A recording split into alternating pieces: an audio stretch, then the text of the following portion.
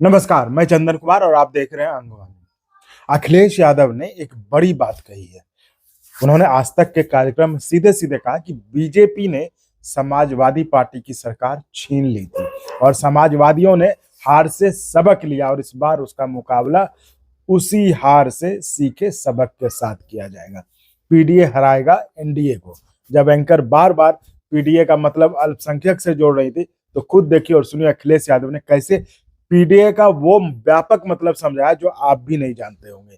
PDA का मतलब भी आप अभी तक पिछड़ा, दलित और अल्पसंख्यक ही समझ रहे थे, लेकिन सिर्फ वही मतलब नहीं है पीडीए का जो आप अब तक समझ रहे थे। खुद देखिए और सुनिए और समझिए पीडीए का मतलब क्या है, वो भी स्वयं अखिलेश यादव से। एक बार मैं पीडीए पर वापस आपको लाना चाहती हूँ, क्योंकि पिछड़े, दलित, अल्पसंख्यक, एक सोशल इंजीनियरिंग जो आप करने की कोशिश कर रहे हैं, आपको लग रहा है अब उनका क्या है सर? देखिए, उन्होंने एक ब्राह्मण को मुख्यमंत्री बनाया राजस्थान में। ब्राह्मण मुख्यमंत्री कौन बना रहा है इस देश में? अगर आप देखें तो सामाजिक तौर पर, जाति के आधार पर कोई ऐसा रिस्क जल्दी लेता नहीं है। बहुत पहले यूपी में कांग्रेस ने कुछ बार लिया था।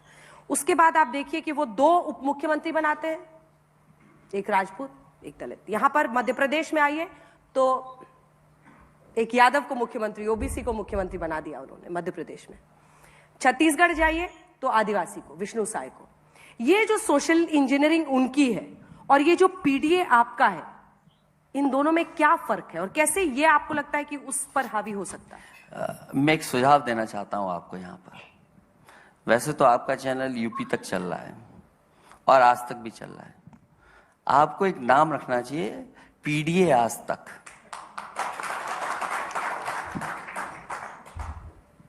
आप बात नहीं समझे, उस बात को जाति के आधार पर मत सोचिए आप।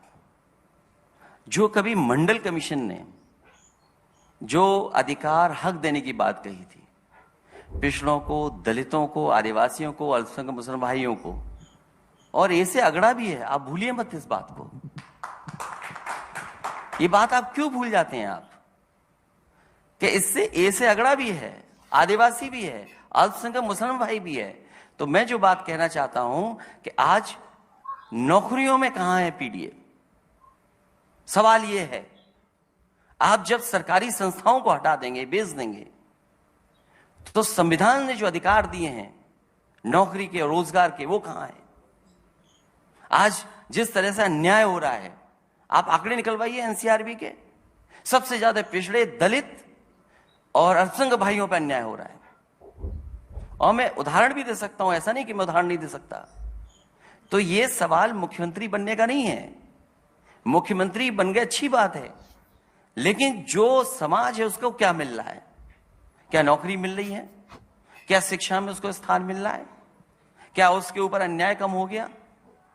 आज भी अगर एनसीआरबी के आंकड़े हम ठीक माने तो वो तो इसी सरकार के हैं, मेरे आंकड़े तो नहीं है। मैं तो सरकार में नहीं हूं कहीं।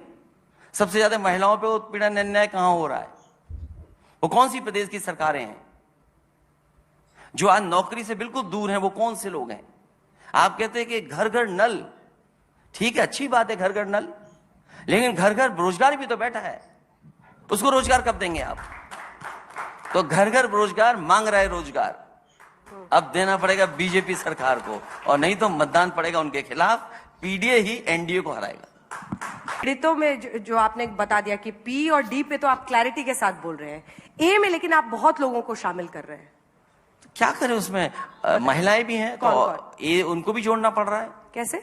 औरत। ओ जोड़ना पड़ रहा है? तो नहीं, आप ही कह रहे हैं कि आप बहुतों को जोड़ रहे हो, तो क्योंकि अगर आपको सबको साथ लेना है, बीजेपी क्या कहती है? सबका साथ, सबका विकास, लेकिन सबको बराबरी की बात नहीं कर रही है। ये पीडीए सबकी बराबरी की बात कर रही है। ये पीडीए हमारा सामाजिक न्याय की पहली सीढ़ी है और जाति गणना भी उसका एक पार्ट है। और अगर आपको अच्छा लगा तो एक बार और आपको मैं कहना चाहूंगा कि आप इसको प्लीज सब्सक्राइब और शेयर करते रहें ताकि हमारा भी मनोबल और सपोर्ट बना रहे।